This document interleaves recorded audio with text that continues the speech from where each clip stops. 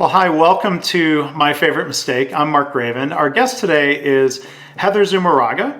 You may recognize her from CNBC, Fox News, Fox Business News, other channels. She is a work environment advisor, so we're going to have a chance to talk about lessons and advice that she has. She's the president of Zuma Global LLC, and she's author of a book that was released in January called The Man's Guide to Corporate Culture. So before I tell you a little bit more about Heather, thank you for being here. Thanks for having me, Mark. I'm good. It's good to be here. Oh, well, great. Well, I think it's a very interesting topic, and we'll talk about the book. Heather, as part of her background, she's worked in finance. She was the only woman out of about only woman of over 100 salespeople at AIG, and despite that, she became the #1 salesperson. And I don't know, you probably say your bio says it's not despite of being a woman. It's despite, or was that a disadvantage in that environment? I think it helped. I don't think it hurt me. Yeah. All right.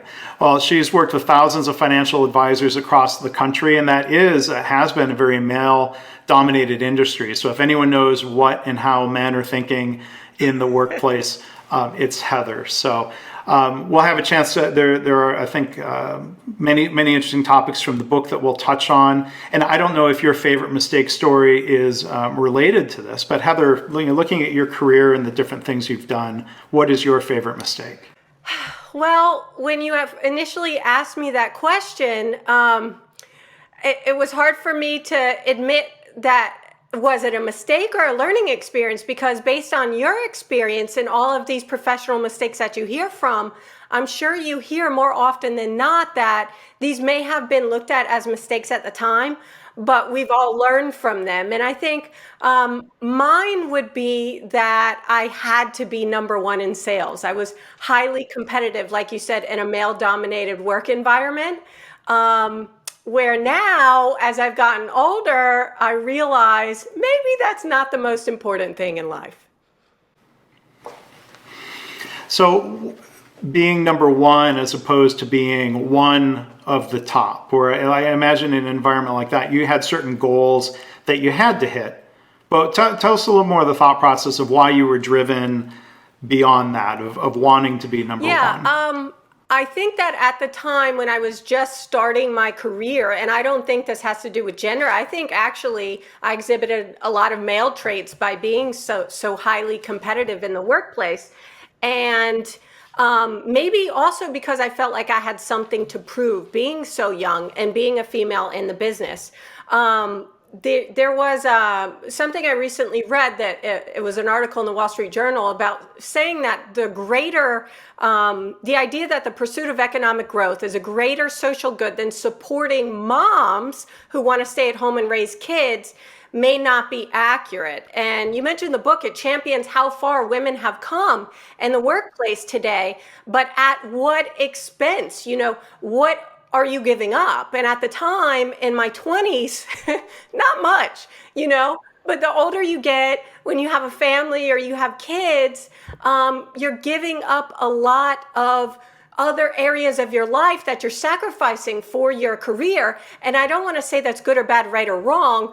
Do I view it as a mistake? Perhaps, but more as a learning experience, because I don't think I would be where I am today if I wasn't highly competitive at that time. But looking back, and now that I've changed the way I go about things, that is not my #1 priority, to be #1. Yeah. And I mean, and that's really what this whole podcast is about, is turning mistakes into a learning opportunity or getting something valuable out of that. So thinking of what you're doing in this phase of your career, Heather, so it sounds like you're not driven to be, I don't know, the #1 commentator, or I don't. How would you gauge that success, or what you're driving for now? You always want to be your best, right? But like you said, at what cost? I remember Michael Jordan's The Last Dance. It was an ESPN show. I don't know if you saw it, but it was great. Hmm. And he was I saying, did. Yeah. I want to win at all costs. And that was what was so important to him. But at the end, he was tearing up saying, winning has a price and leadership has a price. And he was crying. And that was very heartfelt to me, and I think to others that can identify with being so competitive, that at that time, that was not a mistake. He wouldn't be where he is today if he wasn't striving to be number one. But is there a way that you can do your best without sacrificing? An example for me personally was my home life, or my marriage, or not spending time with my daughter or my dog. But I guess when you're early on in your stages of a career, maybe that's not so bad because you don't have those things to lose. But then again, you're losing on maybe learning opportunities or relaxation, or taking care of your body and working out or doing yoga or whatever it may be. Just because you don't have a family doesn't mean that there's still a cost to having to be number one at all costs. And sometimes it makes people do things that can end up getting them in trouble, like losing their job. You do something illegal. Now, I never did any of those things, winning at all costs, or you cheat, which in sports, we see that happen. And those are not the right moral, ethical, or right things to do, I guess. Yeah. Or at a less severe example, there could be damage in terms of workplace relationships. Yeah. In striving to be number one at all legal, Yeah. ethical costs, as you were pointing out. Do people feel stepped on, or how competitive? I've not worked in this environment. How competitive was that environment at AIG or in other finance sectors where like people were competing at the point of I've got to elbow someone else aside to ascend to a number one position? Very. And I've watched numerous other podcasts that you've hosted with a lot of women and men that are actually financial advisors or in the same type of industry. And this whole structure, I don't know if it is today, but 10 years ago, and as recent as like a few years ago before COVID, the whole pay structure even was set up like that. So whereas, let's say you're number two, you might get paid X amount, let's say 5 basis points less than the number one guy just because you're the first loser. You're number two. So it stems from leadership in the top. And I mean, you reap the rewards of having a highly competitive structure, but then you pointed this out, maybe workplace relationships that suffer. Whereas I might have been friends with some of the guys that were at the top. I was like their little sister. I came on board, and then boom, I started beating them. And now they're getting paid less, and they have a family to support, and their compensation goes down because here comes little Heather, and I outpaced them. I sold more than them, and so I get paid more, they get paid less. The whole structure is set up that way, where I get, if you are bringing in more business, you should be compensated that way. But to what extent? Whereas if you're very close to whatever number two is doing, they structure it so he gets paid a lot less than you do. So then the two of you end up not liking each other.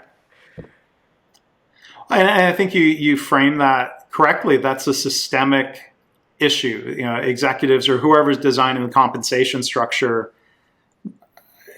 do they want the side effects that come with the benefits, or the upside, the good things that come out of the system design? Does that outweigh the problems or the dysfunctions that could pop up? Yeah, I think today the clear answer is no, it does not outweigh it. Back then, I don't know, when I was in it and amidst it, it worked. But over the long run, actually speaking of, I'm very grateful for the opportunities I had with the company. One of the companies that was Sun America that was owned by AIG. But to your point, recently, just a few months ago, they were sold. So it was like a domino effect where there was all this pressure being put on by a new boss that came in, which later led to me quitting because I just said, this is too much. I'm number one, and I was still having full heavy weight load on my shoulders.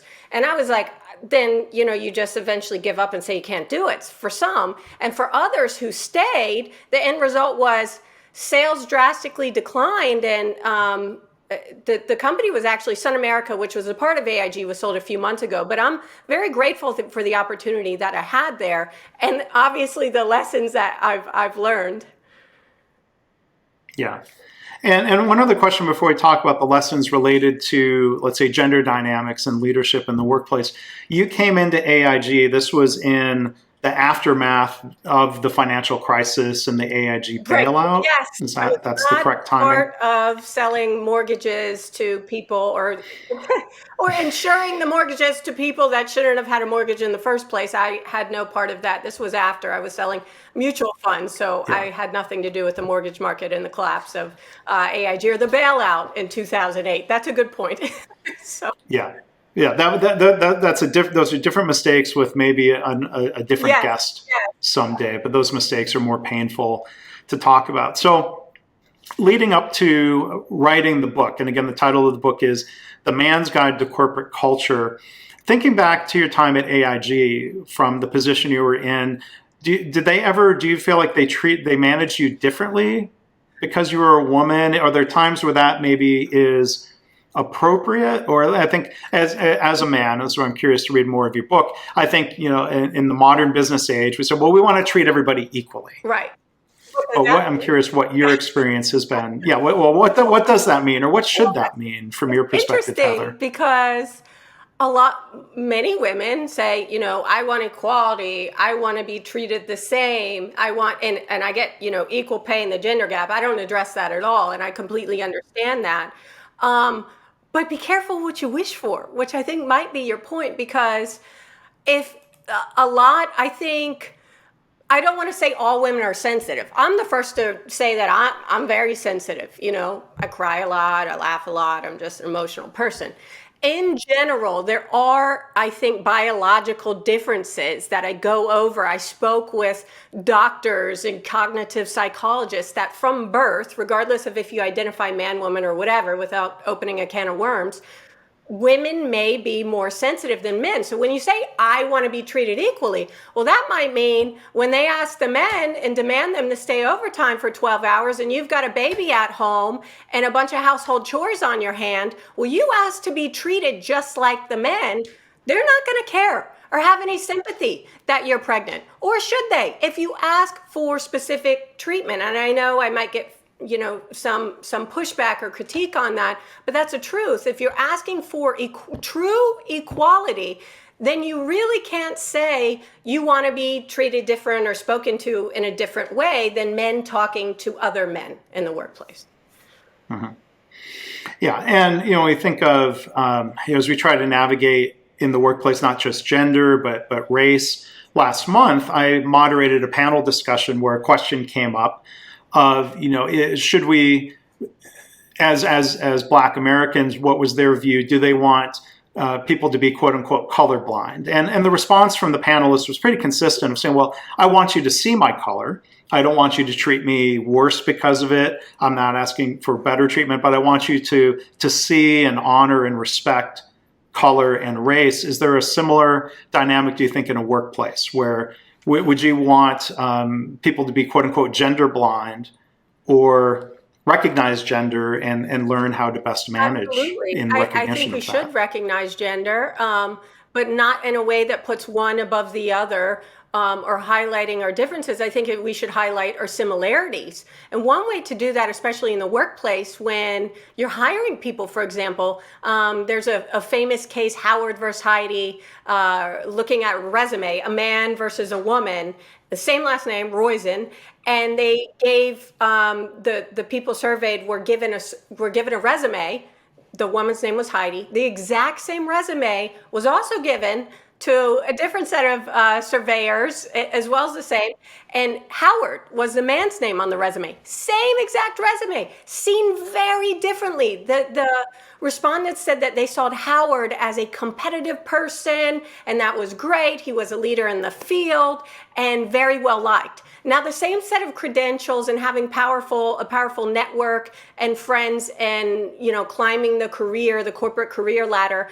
And they saw the woman Heidi as being very selfish and egotistical, and nobody really liked her. Same exact resume. So I think a good Wow. idea to kind of, like you said, make it gender neutral is to do things like that. Anonymize the resume, or whoever if you're evaluating someone, you can't really cover up their name. You have to know who they are if you're giving like a performance critique or feedback. But when it comes to hiring people, cover up their name and their gender so you're not having any unconscious bias towards your hiring decisions. Yeah. So there are so many mistakes men can and do make in workplaces. Some of those are very obvious when you think of, the Me Too movement.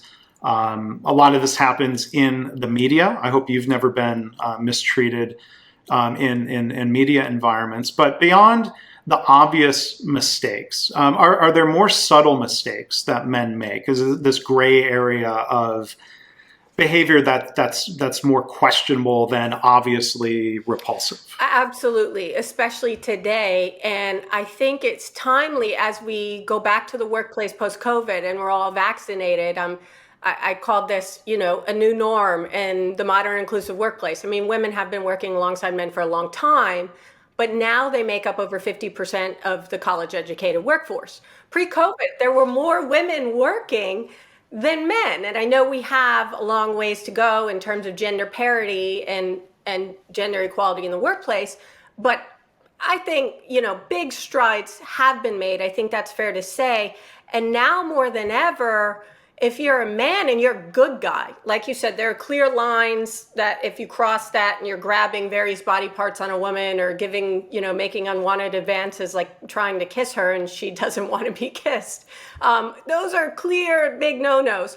But other areas, I've had a lot of people recently ask me, Mark, like, Heather, what if I want to compliment a woman, for example? You compliment a man maybe, but would you really compliment a man on his clothing choice? Maybe. Would you say, hey, Mark, you look great in those suit pants? Maybe. But my advice was, if you wouldn't say it to a man, don't say it to a woman. So I broke to the end of the statement. Like, a lot of people say, Heather, but I want to compliment a woman on how she looks because we're women. We do our hair, we do our makeup. I love people saying I'm beautiful. My husband, I wish he'd do it more often. But my point is, don't do it in the workplace. I think that's a common mistake where good men, like yourself or your viewer might think, oh, well, I'm giving her a compliment. That's a nice thing to do.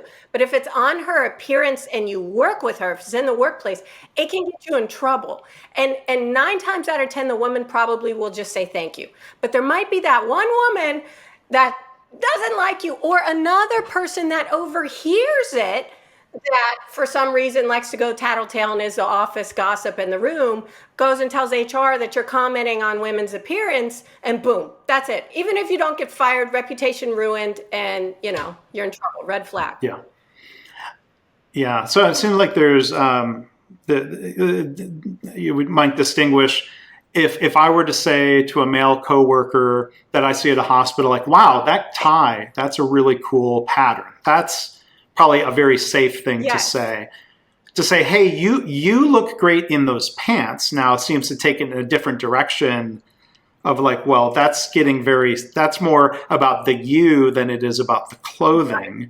And I could see where then similar things like that directed towards a woman would be, much more risky, or just don't. Easy mistakes that as a man you might make thinking they're perfectly fine and acceptable, and maybe they should be, but in today's corporate culture, they may not. I wrote a few things in the book about quotes. For example, if someone says, nice outfit today, the woman might hear, well, what about the other days? Or say, you look very beautiful.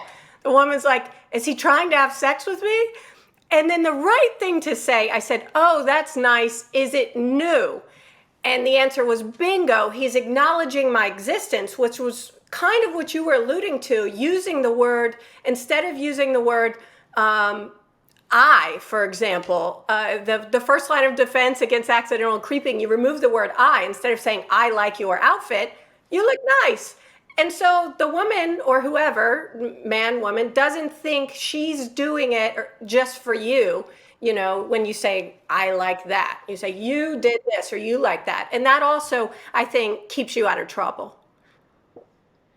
Yeah, but you're right. There is that danger if you say it one day of almost sounds like a surprise. Well, you look nice Yeah. today. What about? Like, well, wow, that's kind of it's sort of an insult if you. I mean, so probably better to steer All away. the other days, right? Yeah. So I think in your book you touch on advice, warnings for men about possible mistakes, things that we could or should do instead. Are there mistakes when, let's say, men are well-intended? They're trying to be an advocate for women, or people use the word ally in the workplace. Are there mistakes men sometimes make when they're trying to be a better ally and something's well-intended but maybe a little bit off? I think I would refer back to performance reviews and critique, where some men, like you said, trying to be better allies, might think they're doing someone a favor by giving them a better performance review to make sure they don't themselves get in trouble, or they might think if I give her a negative review, she's going to report me to HR for gender discrimination, or maybe run to the bathroom in tears, which has happened before.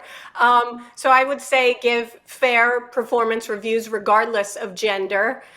In terms of being a better ally, a lot of recent cases in the media are about high-profile men bullying or intimidating. And while most men might be okay with that or not speak up or speak out about that and run to the media, we're seeing more and more women going and telling their story of a boss or a manager that exhibited bullying or intimidating type of behavior, because most men like to be blunt. And you would think there's a book, Radical Candor, which says, just say whatever you're thinking. And there's some truth to that, but there's a right way to do that.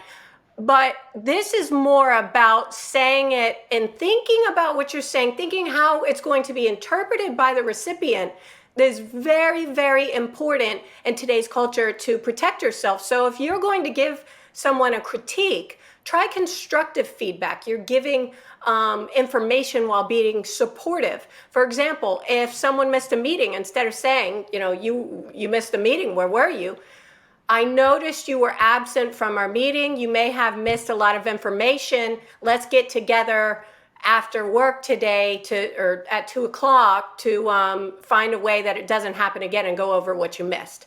That way you're being supportive, you're not tearing anybody down.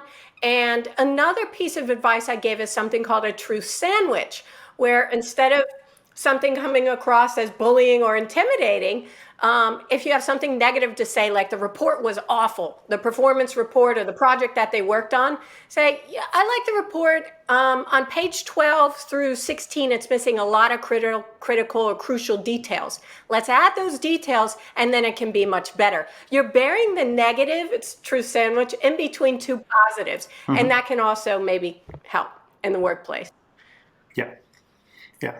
Heather, one thing you point out in the book, survey results that say 60% of male managers feel uncomfortable working one-on-one with a female colleague. Why do you think that is, and what are the implications of that on how people should behave? Is that putting female employees at a disadvantage if a man doesn't want to work or feels uncomfortable working one-on-one? Well, it is.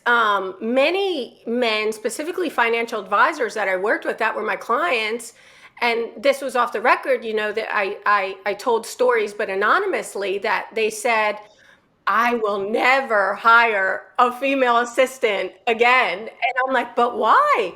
And they're like, oh, because this happened, or she quit, or because she had a baby, became pregnant, and then she didn't come back to work, or it was that they felt like they may always get in trouble because of her clothing choices, or she wore mini skirts and high heels around the office and drawed a lot of unwanted attention, but they can't comment. So it actually, this new norm has put women at a disadvantage in many different circumstances, because the men, instead of saying, oh yes, let's adapt this Let's adapt to these changing norms in society. More women want to work. Let's hire more women. They're saying, wait a minute, I hear about all this Me Too stuff and all these people getting in trouble for bullying and intimidation. And specifically, it's usually men versus women. Let me just not even hire a woman. And that's their safest bet. It's like a risk management decision. You're right. So in some ways, it can hurt women in this case. Yeah. Are there mistakes that men make when hiring or leading women that you've can you share an example? I know you cover this in the book. When they're hiring women, I would say definitely anonymizing the resume. So that's before you're face to face. You cover up the names on the resume so it's somewhat gender neutral. I would also say, which you would think this doesn't have to be said, but don't hire a woman unless you're in an appearance-based business like the media business or cosmetic industry, simply because she's young and attractive. It can become a nightmare. It often does, unless there's another good reason of hiring her outside of just because she's young and attractive. You hire the best person for the job, unless there's some mandate or quota based on you have to hire a woman or you have to hire this race or color or sex or whatever. I think it's better to hire the best person for the job versus just because she's attractive, young, and pretty. That'll get you in trouble more often times than not. Right. Yeah. Yeah, and that seems like one of the more obvious mistakes, and it probably still happens, or you wouldn't have to touch on it in the book. It happens. Like a lot of this stuff that seems obvious is in the book. There's a lot of complex, not so obvious issues, but it needs to be said because I think, and especially as we're re-entering the workplace, this is stuff that when we're working from home, like I'm not even physically with you right now, so a lot of that stuff goes out the window. You don't even have to worry about until you're physically face to face with someone. And it's a whole new dynamic now. Going back, you have to wear pants when you go back to work. I'm not saying you're not, but I have on pants, but they're not like the exact same suit color pants as my blazer. Right. Well, and they do this on ESPN, and I think they did this even on set. I'm wearing workout shorts, so I don't think there's anything inappropriate about it. You can't see it on camera, and it's comfortable. Your jacket does not cover up your shorts, because if your jacket covers your shorts and you're in a Zoom meeting, teleworking or telecommuting, when you get up and go to the restroom or something, it looks like you're not wearing anything. So just make sure if you're wearing shorts that the blazer is short enough that it doesn't cover up your shorts. The key is turn the camera off. Yeah. I guess this is the new workplace. If you're eating or if you're getting up, just turn the camera off. You think it's off 9 times out of 10, and it's not. It's still running. Yeah. So yeah. So maybe one other question for you, Heather. Are there mistakes? We think you've talked a lot about when the man is the manager, when that's reversed. Are there mistakes that men make when they are reporting to or working for a woman? Yeah, as the there's leader? chapter 6, and it's called Surviving and Thriving with a Female Boss. And sometimes I'm like, maybe I should have left that out because women aren't going to like that. They're going to think, well, what's so hard about working for me? But I'm trying. I mean, the book is for men. The target audience is men, to protect the good guys. And some people, 13% of people surveyed preferred a female boss, actually. The majority, just over 50%, didn't care. But then there was a significant percentage of people that prefer to work for a man. I actually prefer to work for a man. Now, that's changing and shifting where most people don't really care. But that's why I included it, because the majority of people still do like to work for a man. But if you are working for a woman, I think number one is that we do, and this is not 100% true and going to be for everyone across the board, but communicate differently. Men expect women to communicate the same way they do, and vice versa. But that's just not the case. For example, and this can extend outside of the workplace, women like myself, when I'm talking and rambling on and on about something, usually it's because I just want to vent. I'm not looking for a solution.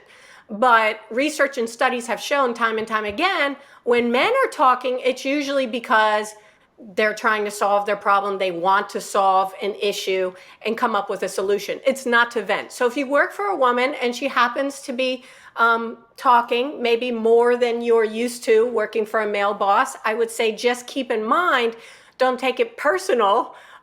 She may just be venting and not just looking for a solution. So don't put that burden on your shoulders. I mentioned that in the book. Yeah.